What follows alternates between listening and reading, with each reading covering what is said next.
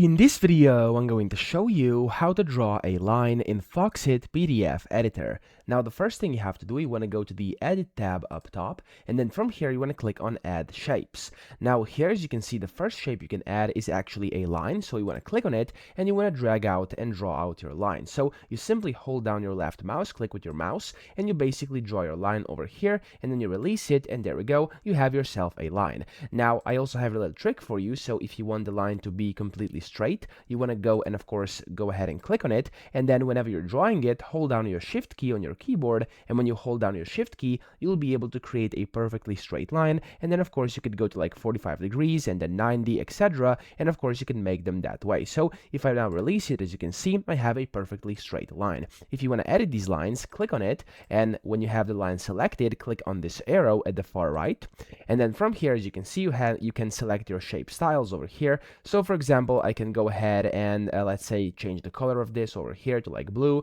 I could go and of course select the line width over here. I can make it wider if I want to. There we go. And you have a bunch of different options which you can use to actually customize your own line. So that's how to do it. I hope this video helped you out. If it did, please subscribe to the channel and help me out as well.